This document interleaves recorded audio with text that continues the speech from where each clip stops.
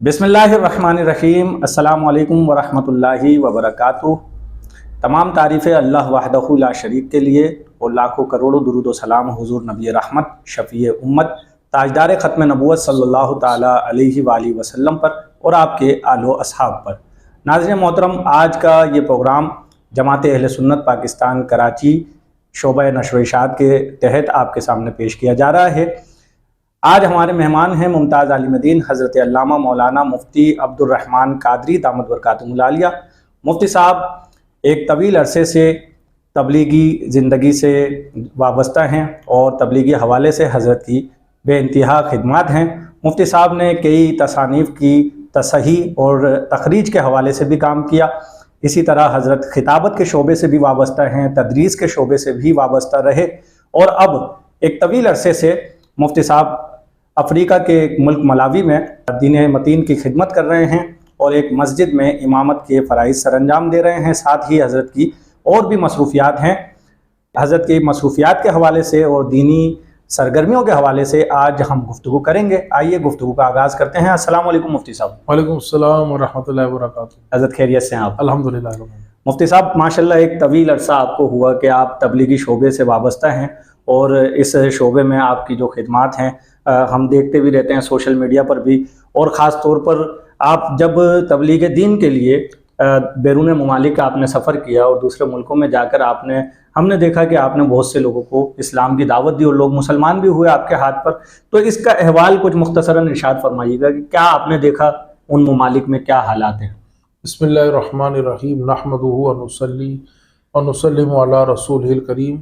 अल्हम्दुलिल्लाह, अल्लाह रब्बुल इज़्ज़त ने मुझे तबलीग का मौका अता फरमाया। ये तो कराची में रहा मैं, और 1997 जब मैं हाफिज़ कुरान बना, 97 से मैं यहाँ पर तबलीगी काम, मस्जिद में खिताबत, वाज़ व नसीहत, एतकाफ़ में बयानात, ये काम चल ही रहा था जिस तरह अमूमन कराची शहर और अमूमन हमारे पाकिस्तान में होता है। लेकिन हमारे पीर व मुर्शिद अल्लामा शाह तुराबुल हक साहब कादरी रहमतुल्लाहि तआला अलैह की वसीयत और उनके हुक्म पर अमल करते हुए, उनकी ख्वाहिश को पूरा करते हुए नवंबर 2018 में मैं अफ्रीका के निहायत ही पसमानदा मुल्क मलावी पहुंचा और वहाँ पर मुझे खिदमत दीन का मौका मिला। और अल्हम्दुलिल्लाह अब तक 6 साल हो चुके हैं और 6 साल में 15 मस्जिदों का क़याम हुआ। अच्छा, 15 मसाजिद का गाँव में क़याम हुआ। तकरीबन 3000 गैर मुसलमान हो चुके हैं, 3000 से ज़ायद। 4 स्कूल भी बन चुके हैं और एक दारुल उलूम भी बन चुका है। हालांकि मेरा काम तो इमामत और खिताबत था जी। और मस्जिद की उस मुल्क की सबसे बड़ी मस्जिद है, लेकिन अल्लाह के करम से हमारे पीर व मुर्शिद का फैज़ान था और उसका ये हमें सबूत और ये फैज़ान नज़र आ रहा है उनकी तालीम और तरबियत का, कि गाँव देहातों में अल्हम्दुलिल्लाह हमारे मराकज़ कायम हो चुके हैं। माशाल्लाह माशाल्लाह। मुफ्ती साहब हम देखते हैं कि ज़माना बदला। अभी माजी करीब के अगर उलमा को लिया जाए, उनका तबलीग का एक अंदाज़ हुआ करता था और वो खिताबत के ज़रिए, तदरीस के ज़रिए, मुख्तलिफ़ ज़राए से जो है तबलीग किया करते थे। अब अंदाज़ बदला है, अब सोशल मीडिया भी बीच में आता है, अब वेबसाइट्स के ज़रिए भी काम होता है, वीडियो क्लिप्स के ज़रिए भी काम होता है। तो आप क्या देखते हैं कि पहले के मुबल्लिगीन में और अब के मुबल्लिगीन में क्या फ़र्क है? देखिए, पहले के जो मुबल्लिगीन थे और अब के मुबल्लिगीन, बहुत अहम बात आपने पूछी। असल मामला जो आपने सोशल मीडिया के इस्तेमाल का कहा, लेकिन दौर हाजिर की जो सहूलत है, जो टूल्स हैं, मैकेनिज़्म है, उसका आप इस्तेमाल करें, अच्छे अंदाज में इस्तेमाल करें। जी। मैं खुद टिकटॉक का अकाउंट मेरा है सोशल मीडिया पे। आपको हैरानगी होगी, मेरे टिकटॉक पे इस्लामिक शॉर्ट वीडियोज़ हैं, उसके ज़्यादातर फॉलोअर्स गैर मुस्लिम ईसाई हैं। अच्छा। वो मेरी टिकटॉक की मकामी ज़बान में वीडियो है। मसलन आपको बताऊं कि एक हदीस पाक है, शराब मत पियो, शराब तमाम बुराइयों की जड़ है। जी। तो अफ्रीका की जो ज़बान, मलावी की जो ज़बान है, इसमें होगा उसामा मोवा, चीफू का मोवा, डीकी व ज़ुएबा जोन से। तो अल्हम्दुलिल्लाह इसको गैर मुस्लिमों ने लाइक किया और गैर मुस्लिमों ने फिर जो मैंने व्हाट्सएप पे शेयर किया, वो स्टेटस पे लोगों ने डाला। लोगों ने कहा बड़ा अच्छा पैगाम है, तो हम शराब पीते हैं, शराब नहीं पीनी चाहिए।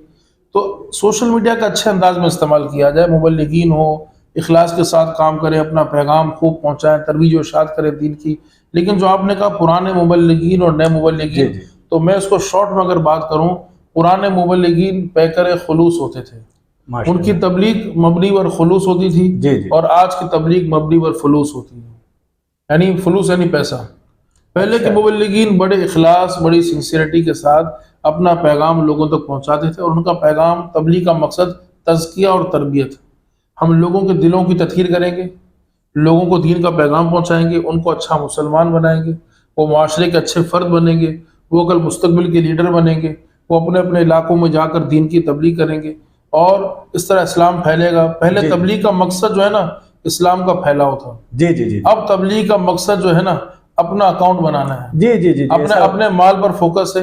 جب مبلغ اگر اپنی تبلیغ میں پر اثر تبھی ہوگا جب وہ مخلص ہوگا۔ کیا تو بات پہلے کی مبلغین میں یہ پہلے تو فرق یہ تھا کہ وہ خلوص تھا، یہاں پر خلوص ہے، ہم نے تو یہی دیکھا ہے تقریباً، اسی لیے تباہی ہے۔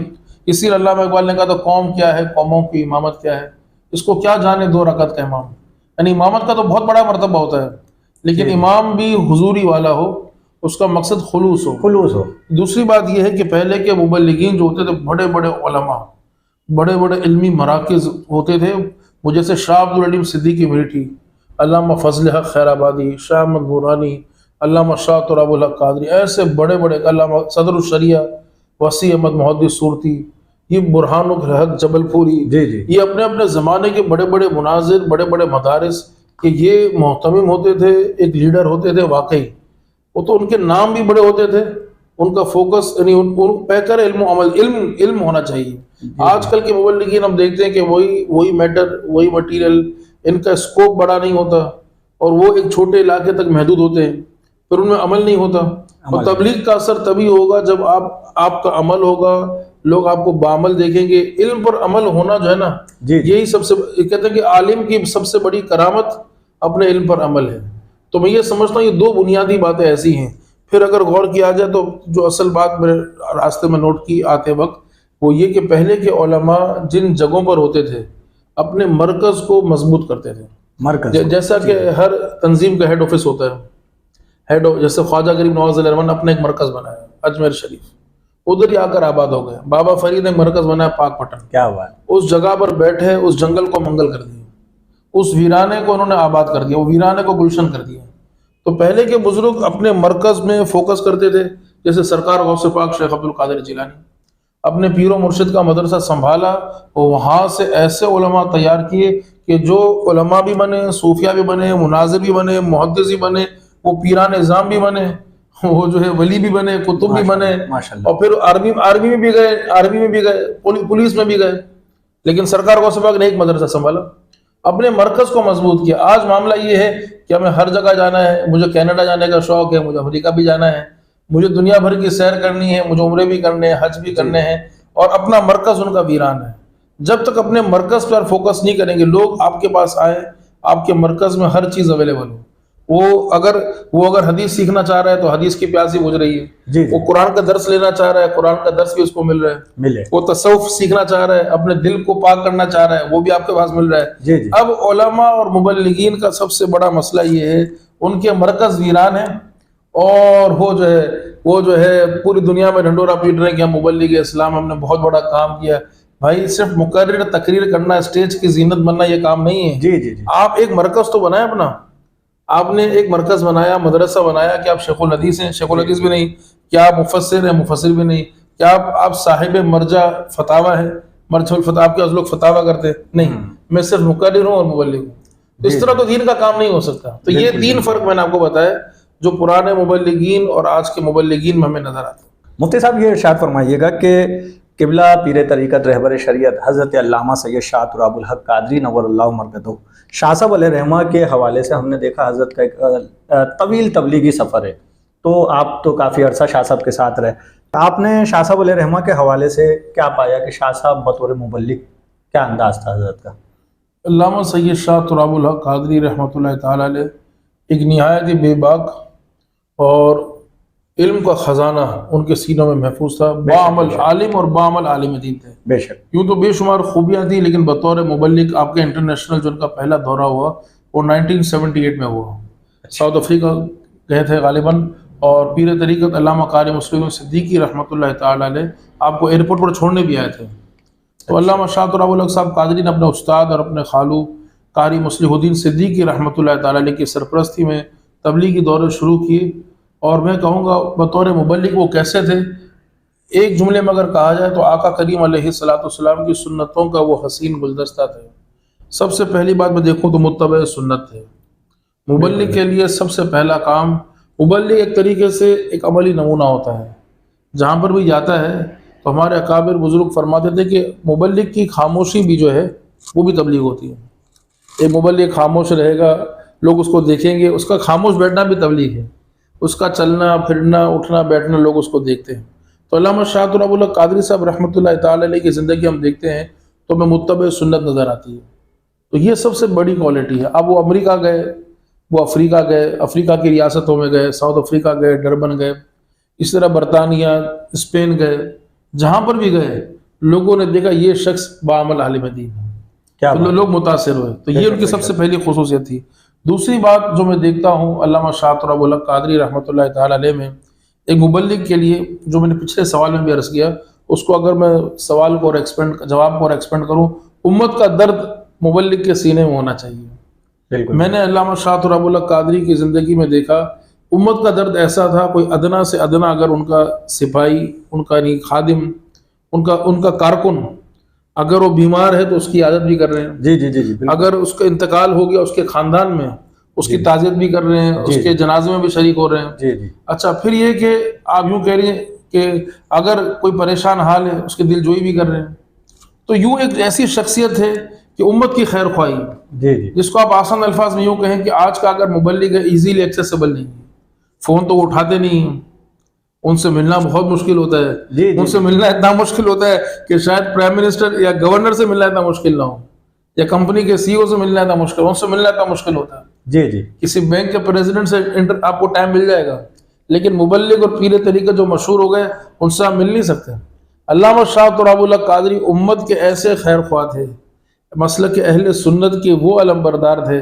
کراچی میں رہ کر انہوں نے یہ جو کراچی کو اپنے مرکز کو پورے پاکستان کا ایسا مرکز بنایا کہ صرف کراچی نہیں، صرف پاکستان نہیں، پوری دنیا میں کوئی شخص اگر غمزدہ ہے اپنے اہل سنت کے معاملات میں، اس کو کوئی رہنمائی چاہیے، اس کو پتا ہے کہ یہ ٹائم ہے، جس طرح ڈاکٹر اپنے شفا خانے میں موجود ہوتا ہے، تو علامہ شاہ تراب اللہ قادری رحمۃ اللہ تعالی علیہ اپنے روحانی شفا خانے اس خانقاہ میں موجود ہیں.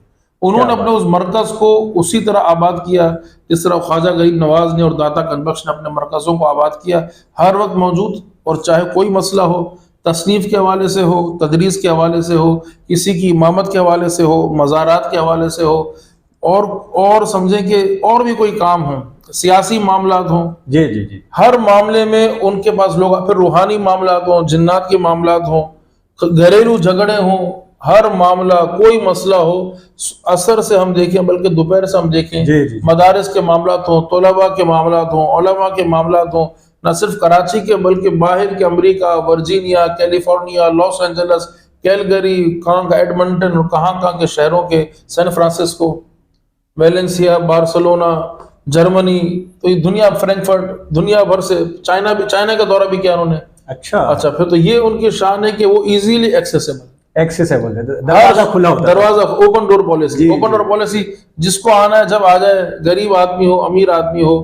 تیسری بات ہے کہ ہر آدمی کے لیے مطلب ایزی، ہر آدمی آرام سے اپنی بات کر سکتا ہے. ورنہ ہوتا یہ کہ امیروں کو ٹائم آسانی سے مل جاتا ہے اور غریبوں کو ٹائم نہیں ملتا. تو یہ اس زمانے کی سب سے بڑا ہمارا المیہ یہ ہے کہ غریب آدمی جائے تو کہاں جائے. بے شک غریب آدمی، کیونکہ جو مبلغ ہوتا ہے نا، مبلغ ہوتا ہے اس کا کام لوگوں کے لیے ہمدرد ہونا. تو میں یہ دیکھتا ہوں کہ علامہ شاہ تراب اللہ قادری علیہ رحمہ، پھر یہ کہ بے خوف، کسی چیز کا خوف نہیں. آج کل تھوڑا سا ایک آدمی مشہور ہوتا ہے، اس کو پروٹوکول چاہیے، اس کے ساتھ پورا لشکر ہونا چاہیے. جی جی. علامہ شاہ تراب اللہ قادری رحمۃ اللہ تعالی علیہ کو ہم نے دیکھا کہ میمن مسجد مصلی الدین گارڈن میں ہے، مغرب کی نماز پڑھائی، درود شریف کی چادر بچھی، آپ نے مغرب کے بعد 6 نوافل پڑھے، درود شریف کی چادر بچھی. آپ کو میمن مسجد بولٹن مارکیٹ میں نکاح پڑھانا ہے، آپ چاہتے تو مغرب بولٹن مارکیٹ میمن مسجد میں امامت کر سکتے تھے، لیکن آپ نے اپنی مسجد کی ذمہ داری کو اہمیت دی. جی جی. اور آپ بائک میں بیٹھ کر، اسکوٹر میں بیٹھ کر کسی کے ساتھ آپ نکاح پڑھانے چلے گئے. اچھا، ماشاءاللہ. میمن مسجد بولٹن کئی مرتبہ ایسا ہوا. آپ کو صدر جانا ہے تو ہمارے پیر صاحب کے، ہمارے جو ہے خادم، انہوں نے بتایا ایک دفعہ جبیس ہوٹل صدر میں کوئی پروگرام تھا. اچھا. تو شاہ صاحب علیہ کو جلدی پہنچنا تھا، جلدی آنا تھا، تو وہ اثر پڑھا کر گئے، ادھر بیان کیا، بیان کرا کے مغرب پھر اپنی مسجد میں ادا فرمائی. کیا بات ہے، کیا بات. تو وہ اس پہ آج سمجھتے نہیں تھے. اگر وہ کئی تعویذات دینے جاتے ہیں، ان کا ایک مرکز تھا جوڑیا بازار میں جہاں پر وہ خواتین کو رہنمائی کرتے تھے، ان کو واعظ و نصیحت کرتے تھے، تو وہاں پر بائک میں بیٹھ کے، کیوں جوڑیا بازار کا علاقہ ایسا ہے کہ وہاں پر گاڑی نہیں چلتی، جی جی تنگ بہت گلیاں بہت تنگ گلیاں ہیں. رش کا تو بھی وہ وقت بائک ہوتا میں ہے. اتنی بڑی سمجھیں کہ 50 سے اوپر 55 سال ان کی عمر تھی، لیکن وہ خدمت خلق کے لیے، چاہے لانڈی کا علاقہ ہو، بلدیہ ٹاؤن کا آخری علاقہ ہو، سعید آباد، کوئی بھی جگہ ہو، جی جی آرام سے جو ٹائم دیا ہے اس ٹائم پر پہنچ جائیں گے. یہ خدمت خلق کا جذبہ اور بے خوف. بے خوف ہو گئے. ان کیا کو کوئی بات. ڈر نہیں کہ مجھے مار دے گا، ان کو تھریٹ بھی ملے، لائف تھریٹ کہ آپ کو جان سے مار دیں گے، لیکن ان کا کام یہ تھا کہ بھائی اگر مجھے جو میری حفاظت اور مامور ہے، میری حفاظت کر، ان کی حفاظت کون کرے گا؟ بالکل. بڑا عالم وہ ہوتا ہے، اللہ کا نیک بندہ وہ ہوتا ہے جو اپنی موت سے ڈرتا نہیں، کیا بات. موت سے محبت کرتا ہے. تو یہ جو طرز صحابہ کرام کا تھا، ہمارے بڑوں کا تھا، الحمدللہ ہمیں علامہ شاہ تراب الحق قادری میں نظر آتا ہے. پھر یہ کہ عالم اور مبلغ کے لیے علم تو ہو، صحیح نا. جیسے ایک سپاہی ہے، سپاہی کو اپنے پسٹل دی ہوئی سیکورٹی گارڈ کو، جی جی اگر وہ چلا نہ سکے تو پھر کس کام کا؟ کس کام کا تربیت نہ ہو تو عالم، اگر عالم آپ کہہ رہے ہیں، مبلغ کہہ رہے ہیں، جی جی وہ لوگوں کے مسائل کا جواب نہ دے سکے تو پھر کس کام کا؟ کس بات کا عالم. تو علامہ شاہ تراب الحق قادری ایسے عالم اور مبلغ تھے، آپ کو جو مسئلہ پوچھنا ہے، چاہے وہ نکاح کا ہو، طلاق کا ہو، وقف کا ہو، طہارت کا ہو، اور خاص کر حج اور عمرے کا مسئلہ ہو. ہم نے دیکھا بعض دفعہ مفتیان کرام میں اختلاف ہو جاتا، ان کو مسئلہ نہ ملتا، لیکن علامہ شاہ تراب الحق قادری فرماتے کہ بھائی یہ فلاں کتاب میں ہے، وہ فلاں مطبع کی چھپی بھی ہے، فلاں صفحے پر ہے، فلاں باب پر ہے، جیسا وہ مسئلہ بیان کرتے مسئلہ وہی ہوتا. کیا بات ہے. اس قدر علم، یہ پختہ ان کا علم تھا. ظاہر ہے کہ عمل ہوتا ہے نا تو علم محفوظ ہو جاتا ہے. ایسے سوالات جو دیکھتے ہیں شاہ ہاں صاحب آج بھی دیکھیں، وصال کو 6-7 سال ہو گئے، جی علامہ 8 سال ہو گئے.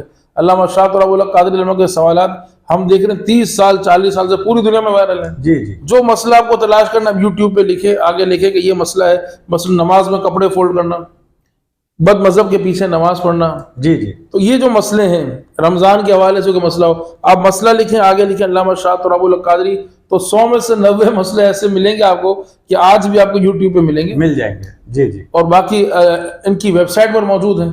تو یہ وہ باتیں ہیں جو اس زمانے میں شاذ و نادر ہیں، آپ کو نہیں ملیں گی. بالکل. جیسے ہم جب کام کرتے تھے، ایک آرٹیکل کسی نے لکھا تھا، یا غالباً شعر تھا، تو اس میں یہ تھا کہ آپ میری تصحیح فرمائیں گے، جی. اس میں تو اب انہیں ڈھونڈ چراغ رخ زیبا لے کر. جی جی جی جی اب یہی معاملہ کہ ایسے لوگ آپ چراغ لے کر بھی نکلے. جی جی قاری مصلح الدین صدیقی علیہ رحمہ کے حوالے سے یہ جی. مضمون چھپا تھا، اور اس میں مضمون کی ہیڈنگ تھی کہ اب انہیں ڈھونڈ چراغ رخ زیبا لے کر. اچھا، قاری صاحب کا ذکر ہوا ہے تو آپ تو اس آستانے سے ظاہر کے فیض پاتے رہے ہیں اور کافی وقت آپ نے وہاں گزارا ہے.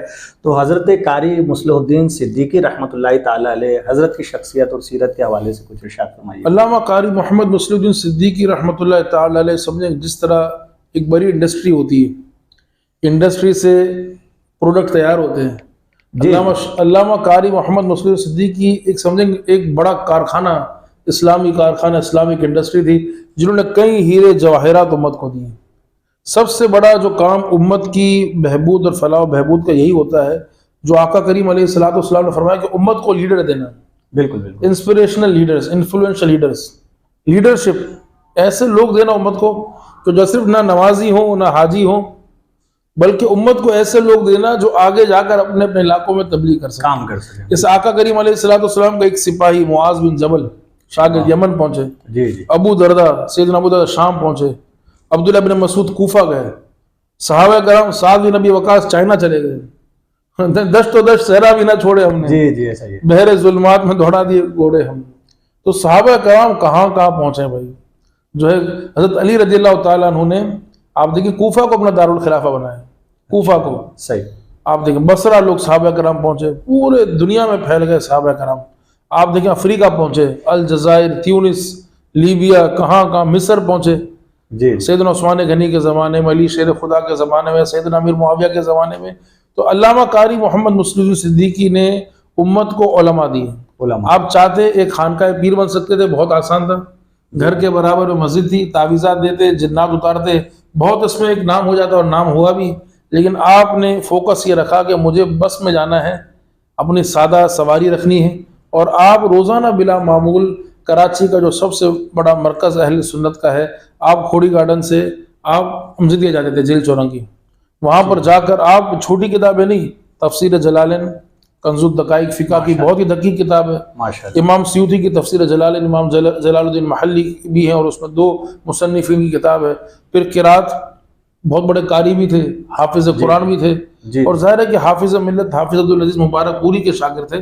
تو علامہ قاری مسعود صدیقی کی باتیں تو بہت ہوں گی, آپ کو سوشل میڈیا پہ ملیں گی, لیکن یہ بات ایک ہی بات میں کروں گا, امت کو انہوں نے دیا, بے شک, امت کو انہوں نے علماء دیے. ماشاء اللہ. اعلیٰ حضرت امام اہل سنت کی ایک بات میں نے کئی جگہ کوٹ کی کہ جب مولانا وسیع احمد محدث سورتی رحمۃ اللہ تعالی علیہ کا انتقال ہوا, جی جی, تو اعلیٰ حضرت نے فرمایا امام بخاری گئے 90,000 محدثین چھوڑے, امام اعظم ابو حنیفہ گئے 1,000 مجتہدین چھوڑ کر گئے.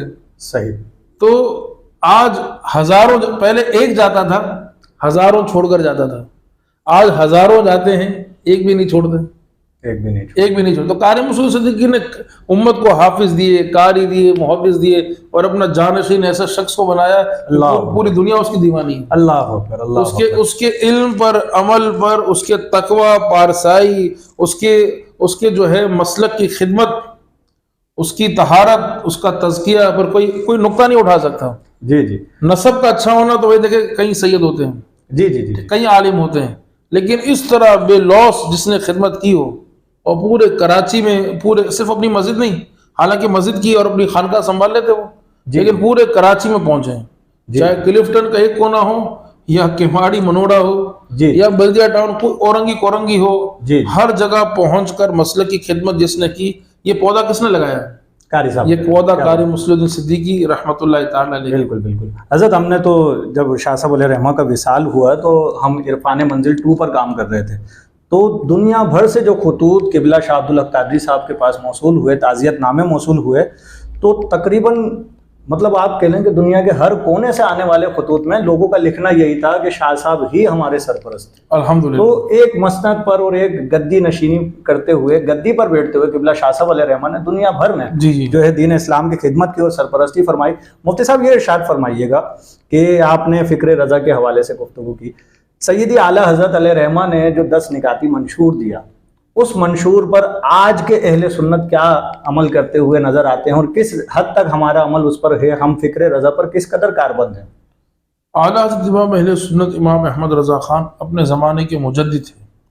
مجدد وہ ہوتا ہے جو آ کر دین کا احیاء کرتا ہے, ریوائول آف ریلیجن, انقلاب پیدا کرتا ہے. جی جی, جس نہج پر امت نہیں چل رہی ہوتی وہاں پر امت کو لے کر جاتا ہے, اور اس کے جو ایک ایجنڈا ہوتا ہے, اسٹریٹجی ہوتی ہے, جی جی, امت اگر اس پر عمل کرے تو ترقی پاتی, اور ایک بہت بڑا وہ کام کرنے والا شخص ہوتا ہے, جیسے کہ حضرت مجدد الفسانی ہیں, سرکار غوث پاک ہیں, امام شیخ محی الدین ابن عربی ہیں, یہ وہ لوگ تھے, امام غزالی ہیں, اپنے زمانے میں بڑے بڑے کام کیے. تو اعلیٰ حضرت امام اہل سنت 10 نکاتی ایجنڈا امت کو دیا. جی جی, لیکن ہم دیکھتے ہیں کہ 10 نکاتی ایجنڈا پر اکثر لوگ ہمارے عمل نہیں کرتے. حضرت تو پہلی شک ہے نا, عظیم الشان مدارس کھولے جائیں, باقاعدہ تعلیمیں ہوں, عظیم الشان مدارس قائم کیے جائیں, علماء ہوں, علماء کے اچھے وظیفے ہوں. اب ہمارا سب سے بڑا مسئلہ یہ ہے, ہمارے علماء کا وظیفہ سب سے کم ہے. سیکیورٹی گارڈ کا, بھنگی کا, کلرک کا, ان کے وظیفے زیادہ ہوں گے. جب آپ لوگوں میں ایک آپ دیکھیں کہ میں اکثر اسٹوڈنٹس کو, اپنے شاگردوں کو, مساجد کے ائمہ کو یہ بات کرتا ہوں کہ اگر کراچی کی کوئی معروف یونیورسٹی ہے, اس کا ایپٹیچیوڈ ٹیسٹ ہوگا, داخلے کا ٹیسٹ ہوگا, جی جی, ہزاروں کا مجمع لگ جائے گا. اس ہزاروں کے مجمع میں سلیکشن ہوگی 20% کی, جی 10% کی. لیکن اگر آپ ویکنسی رکھیں, ایک بہت ہی عظیم الشان مسجد ہے اور اس کا پیکج بھی اچھا ہوگا, اور ہمیں کہ بہت کوالیفائڈ عالم دین چاہیے جو PhD بھی ہو, ویل ایکسپیرینسڈ ہو, تلاوت اس کی اچھی ہو, میلوڈیس اس کی ٹون ہو, اور اس کو ان چیزوں پر مہارت ہو. ہمیں چاہیے, مہینہ لگ جائے گا, بندہ نہیں ملے گا, یعنی لیک آف ہیومن ریسورس, ہمارے پاس عالم دین نہیں ہے, قلت رجال, یہ ہمارا مسئلہ ہے. تو ظاہر ہے کہ جب ایسا معاملہ ہوگا تو پھر کس طرح ہم کام کر سکتے ہیں؟ بالکل بالکل. جبکہ امام اہل سنت کا جو منشور, تو آپ نے یہ کہا, آپ نے جو بات کی حضرت امام اہل سنت کے 10 نکاتی ایجنڈا کے حوالے سے کہ مبلغین تیار ہوں, ان کو اچھے وظیفے دیے جائیں, مدارس قائم کیے جائیں. آج مدارس ویران, آپ جس مدرسے میں جائیں مدارس کا حال جو ہے تباہ کن ہے, کیونکہ مدارس کے جو محتممین ہیں وہ اس حوالے سے سیریس نہیں ہیں, ان کو امت کا درد نہیں ہے, ان کا ٹارگیٹ ہی نہیں ہے کہ ہمیں علماء. میں تو دیکھتا ہوں, کل رات بھی ایک جگہ میں گیا تو وہاں پر افریقہ کا نقشہ بنا ہوا تھا, افریقہ کی 54 کنٹریز کا. تو مجھے تو پتا ہے, لیکن میں نے دیکھا کہ جو میرا ملک جہاں پر ملاوی میں ہوں اتنا چھوٹا سا ہے اور نقشہ اتنا بڑا ہے, یعنی ہاتھی کے اندر چونٹی ہے میرا ملک جہاں پر میں کام کر رہا ہوں, ملاوی. اب میں نے پھر وہاں پر ایک سید صاحب تھے, برطانیہ سے تعلق ہے, سید غلام دستگیر شاہ صاحب. میں نے کہا دیکھو اوپر لیبیا ہے یا الجیریا ہے, لیبیا قذافی کا تھا, یہ ایجپٹ ہے, سوڈان ہے, نائجیریا ہے. میں نے کہا ہم کہیں پر بھی نہیں ہیں, ہمارے علماء کہیں پر بھی نہیں جاتے. ہم جاتے ہیں ساؤتھ افریقہ, ہم جاتے ہیں موزمبیق, ہم جاتے ہیں تنزانیہ, ہم جاتے ہیں زامبیا, یہ ہماری یہ ہے سسٹم. اور عیسائیت پھیل رہی ہے, قادیانیت پھیل رہی ہے. ہم پاکستان سے, انڈیا سے علماء تیار کر کے ان جگہوں پر کیوں نہیں بھیجتے؟ نقشہ بنایا جائے. ہم جب اسکول میں پڑھتے تھے تو ورلڈ ایٹلس ہوتا تھا, ایک نقشہ ہوتا تھا کہ آسٹریلیا یہاں پر ہے, عربین سی یہاں پر ہے, میڈیٹیرین سی یہاں پر ہے, یہ بحیرہ عرب ہے, یہ فلاں جگہ ہے. اب پھر ہم دیکھتے ہیں اسلام کی تاریخ, اسلاف اور اولیاء کرام سمندری سفر کر کے جا کے دین کا کام کر رہے ہیں. جیسے عبداللہ شاہ غازی ہیں, یوسف شاہ غازی بلوڑے والے, انہوں نے آ کر اپنے وطن کو چھوڑا کام کیے اور علماء تیار کیے. آج ہمیں علماء تیار کرنے والے لوگ نظر نہیں آتے, اور مدارس کی اسٹریٹجی نہیں ہے کہ یہ بچہ تیار ہوا, عالم دین تیار ہوا. ہمیں ضرورت ہے اس وقت سیریا میں, شام میں, یا ہمیں ضرورت ہے بھائی گلگت بلتستان میں. بھائی تم وہاں سے آئے ہو, تم وہاں پر جاؤ, ہم تمہیں مدرسہ بنا کے دیں گے. تم وہاں پر جاؤ, ہم تمہیں میڈیکل کالج بنا کر دیں گے. تم وکالت پڑھو, تمہارے علاقے میں وکیل کی ضرورت ہے, جی ان بچوں کو اسکالرشپ دیں, اپنے اپنے علاقوں میں روانہ کریں. تو یہ ٹارگٹ اس نہج پہ کام کیا جائے, اور یہی اعلیٰ حضرت امام اہل سنت نے بیان کیا جو آپ پوچھ رہے ہیں. جی جی. لیکن ہم اس پر اخلاص کے ساتھ عمل نہیں کر رہے, تو نتیجہ یہ نکلا کہ اسکولوں میں رش, کالجوں میں رش. ایک ہی علاقے کا اسکول ہے, اس میں 500 بچے ہیں. اسی کے برابر میں مدرسہ ہے جہاں پر ایک بڑے عالم ہیں, درس نظامی پڑھاتے ہیں, 10 بچے بھی نہیں ہیں. اللہ دورہ حدیث میں فارغ ہونے والے 2 بچے آپ کو ملیں گے. جی جی. اور وہی برابر میں اسکول ہے, میٹرک کے ہم امتحان دے رہے ہیں, اور ٹیچرز ویل کوالیفائڈ نہیں ہیں, ٹیچرز بس صحیح ہیں, گزارے والے. لیکن آپ کو ایک کلاس میں 50 بچے ملیں گے, اور جگہ کم پڑ گئی ہے. بالکل بالکل. تو یہ کیوں وجہ کیا کہ ہم نے اعلیٰ حضرت امام علیہ السلام کا نام تو لیا. یہ کہنا آسان ہے کہ ہم رضوی ہیں, ہم قادری ہیں, مسلک اعلیٰ حضرت سے ہمیں پیار ہے. اعلیٰ حضرت سے پیار ہے تو اعلیٰ حضرت کے 10 نکاتی ایجنڈا پر عمل کریں. آپ کا پبلیکیشنز ہوں, آپ کی کتابیں ہوں, آپ کی تصانیف ہوں, آپ کے علماء ہوں, آپ کے مبلغین ہوں, آپ کی مسجدوں میں رش ہو, جو زانی ہیں, شرابی ہیں, ان پر آپ کی ورکنگ ہو اصلاح کے لیے. لیکن یہ ہمارا فوکس نہیں ہے, جس سے ہمارا نقصان ہو رہا ہے. بالکل بالکل. آپ دیکھیں ہمارا سرمایہ جو ہے, اعلیٰ حضرت نے فرمایا کہ علماء پہ لگے, مبلغین پہ لگے, کتابوں پہ لگے. کہیں یہ نہیں فرمایا اعلیٰ حضرت نے کہ آپ کا سارا سرمایہ قوالوں پہ لگے, عرس میں لگے, کبھی نہیں, نعت خوانی میں لگے. اعلیٰ نے نہیں فرمایا کہ آپ میرے مرید ہیں, اگر آپ واقعی قادری ہیں, واقعی چشتی ہیں, اے قادری اور نقشبندی اور چشتیوں سہروردیوں, تم جب قادری بنو گے, جب قوالی کرو گے, جب تم بڑے بڑے مزارات بناؤ گے, لائٹنگ کرو گے, 3 دن کا عرس ہونا چاہیے. یہ تو کہیں پر بھی ہمارا عقیدہ نہیں ہے, یہ تو کہیں پر بھی مسلک اعلیٰ حضرت کی تعلیم نہیں ہے. بلکہ مسلک اعلیٰ حضرت میں یہ بتاتا ہے مزار پر تعظیم کے لیے ایک ہی چادر کافی ہے. ایک ہی چادر. ہمارے لوگ جو ہے بھنگڑے ڈالتے ہوئے جو ہے جاہل جو لوگ ہیں, وہ گھر سے نکلتے ہیں, لے کر جاتے ہیں, پھر دوسری چادر ڈالتے ہیں, پھر تیسری چادر ڈالتے ہیں. یہ ہمارا عقیدہ نہیں ہے, ہماری تعلیمات نہیں ہے. حضرت تو ایک چادر کے اخراجات میں نا مدرسے کا 2 مہینے کا خرچہ نکلا. آپ دیکھیں مسلک اعلیٰ حضرت یہ نہیں ہے. جی جی. ہم نے یہ دیکھا کہ وہی لوگ علماء اس کا ڈرتے ہیں لوگوں سے, ہم تو اس کو کھل کر بیان کر رہے ہیں. تو یہ ہمارا مسلک نہیں, یہ ہماری تعلیمات نہیں, یہ مسلک اعلیٰ حضرت نہیں. اگر ان چیزوں کو ختم کیا جائے. جی جی. ہمارے لوگ سمجھتے ہیں کہ ایک بہت بڑے سرمایہ دار ہیں, اور سنی انہوں نے مجھے کہا ہم پیچھے کیوں جا رہے ہیں کہ ہماری آڈینس, ہمارے لوگ 50 منٹ کی نعت خوانی چاہتے ہیں, 10 منٹ کا بیان چاہتے ہیں. اچھا جی جی جی. ایسا ہی حالانکہ ہونا یہ چاہیے کہ 50 منٹ کا بیان ہونا چاہیے, 10 منٹ کی نعت خوانی ہونی چاہیے. بالکل. لوگوں میں شوق ہو, رغبت ہو کہ آج ہم سورہ یوسف کا لیکچر لیں گے, آج ہم سورہ نور کا لیکچر لیں گے, آج سورہ توبہ کا لیکچر ہوگا, آج سورہ آل عمران کا لیکچر ہوگا, درس قرآن, آج درس قرآن ہوگا, آج فلاں صحابی کے متعلق ہم سیکھیں گے.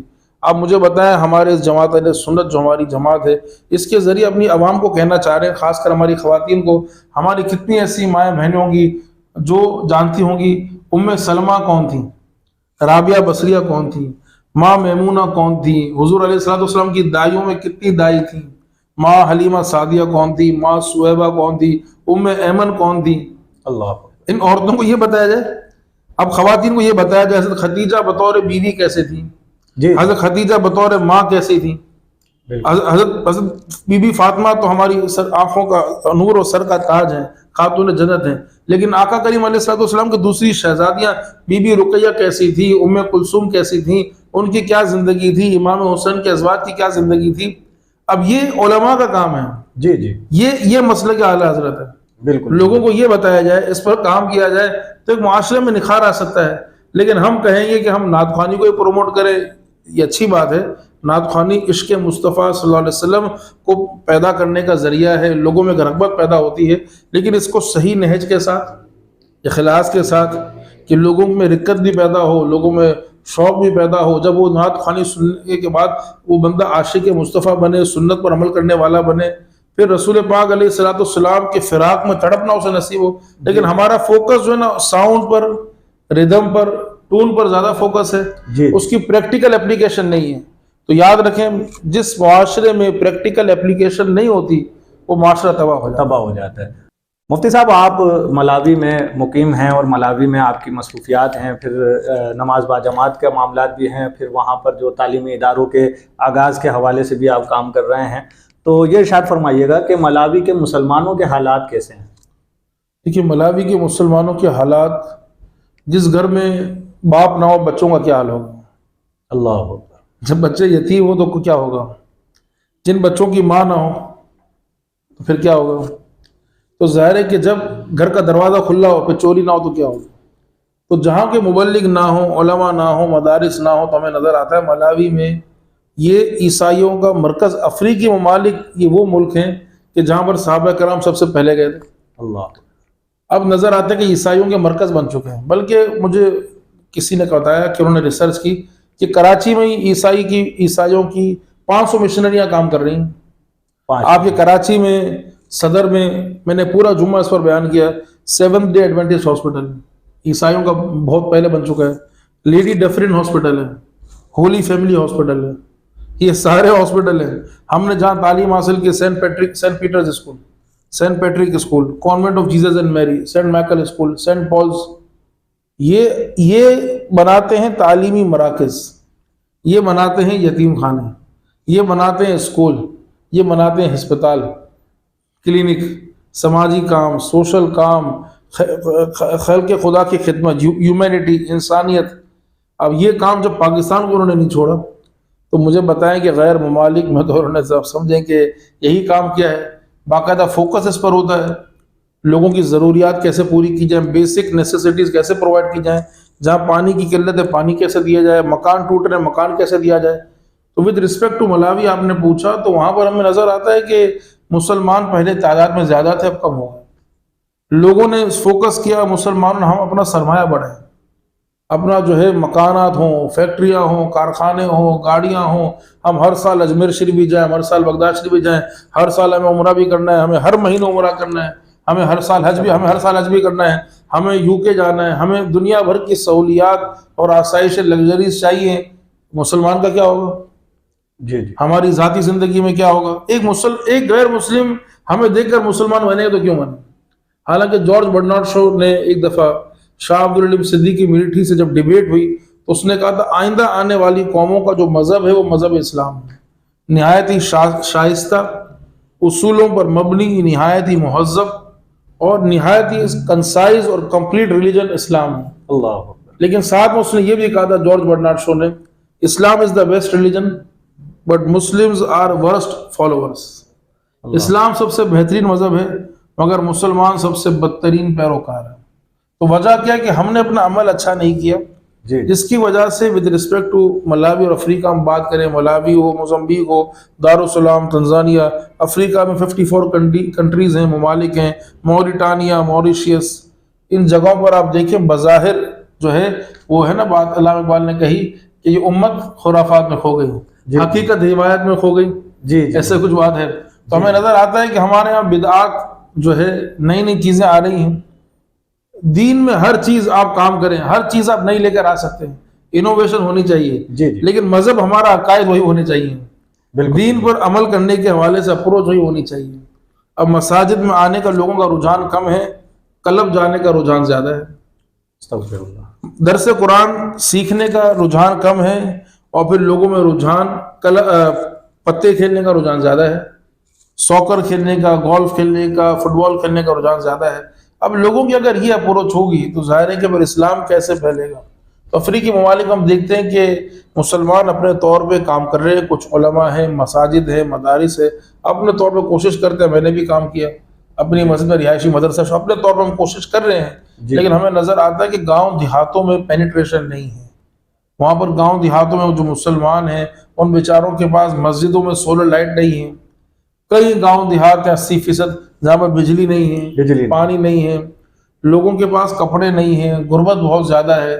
दुनिया के निहायत ही गरीब तरीन ममालिक में अफ्रीकी ममालिक टॉप पे आते हैं सारे। जिस मुल्क में मैं हूँ मलावी, वो अफ्रीका के 54 कंट्रीज़ में 51 नंबर पर है, नंबर 51 पर है। अच्छा। नीचे से चौथे नंबर पर है। अच्छा। अब वहाँ पर लोगों के पास जो है वो खेती बाड़ी पर गुजारा होता है, बारिश ना हो तो उनके लिए मसला, मकई खाकर गुजारा करते हैं, आटे को लई बनाकर हाथों से, गोश्त इनके पास खरीदने के लिए गुंजाइश नहीं है। चोरी, जब तालीम नहीं है तो चोरी चकारी ज़्यादा है, बेहयाई ज़्यादा है, एड्स का फैलाव अफ्रीकी ममालिक में बहुत ज़्यादा है। अब ज़ाहिर उनको तालीम देना, उस कौम को महज़्ज़ब बनाना हो तो सकता है। आका करीम अलैहिस्सलाम ने नंगे फिरने वालों, शराबियों, सूदखोरों, जो उस मुआशरे में ऐसे मामलात थे, आका करीम अलैहिस्सलाम ने वहाँ पर नूर बिखेर दिया। अल्लाह, दीन इस्लाम की तालीम, तो ये आका करीम ने हमें यही दर्ज दिया। खुतबा हज्जतुल वदा यही है, औरतों के साथ कैसा सलूक करो, कारोबार कैसे करो, लेन देन कैसे करो, आपसी मामलात कैसे हों। आज भी अगर हम चाहें तो अफ्रीकी ममालिक में 54 कंट्रीज़ हैं, उनको टारगेट बनाकर कि ये हमारा आलिम सूडान जाएगा। मैं आज भी आपके प्रोग्राम के जरिए कहता हूँ, मुझे लिस्ट दें, बल्कि मैं चैलेंज करता हूँ। जी जी, कोई है पूरी दुनिया में जो मैं जमात अहले सुन्नत का एक खादिम और एक सिपाही, आपका कराची का मैं खादिम बनकर 6 साल से बाहर हूँ, बैंक की नौकरी को छोड़ कर गया हूँ, कि मुझे ये बता दे सूडान में हमारा पाकिस्तानी कौन सा आलिम है, सोमालिया में पाकिस्तानी कौन सा आलिम है, मुझे बताएं।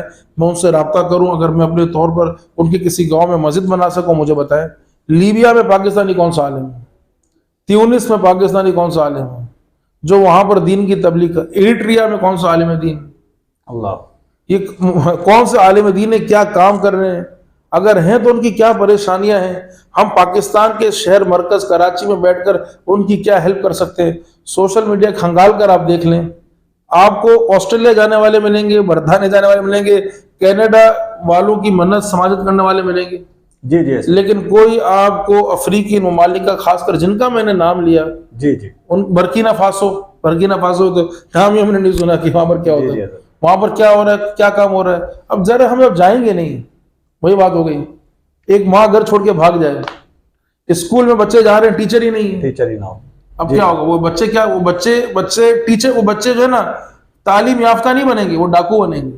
बिल्कुल बिल्कुल। तो जिन इलाकों में उलमा ना हो, जिन इलाकों में इमाम ना हो, जिन इलाकों में मजहबी पेशवा ना हो, अब वो जो मुसलमान थे उनकी आने वाली नस्ल इर्तिदाद बढ़ रहा है, मुर्तद बढ़ रहे हैं, हमारे पास लीडर्स नहीं है। तो ये अफ्रीका की मैंने आपको खुलासे में, समझे नट शेल में आपको मैंने सब बयान कर दिया। बहुत शुक्रिया मुफ्ती साहब। मोहतरम नाज़रीन, मुफ्ती साहब हमारे साथ हमरा थे, मुफ्ती अब्दुर्रहमान कादरी साहब, और हज़रत की कराची आमद पर हमने इस मौके से फ़ायदा उठाते हुए हज़रत का इंटरव्यू आपकी खिदमत में पेश किया। जमात अहले सुन्नत के मीडिया सेल से इजाज़त दीजिए। मोहम्मद शाहरुख फ़िरोज़ कादरी को इंशाअल्लाह अगली एक और शख्सियत के साथ एक दफ़ा फिर हाजिर होंगे। दुआ खैर में याद रखें। अस्सलामु अलैकुम व रहमतुल्लाहि व बरकातुहू।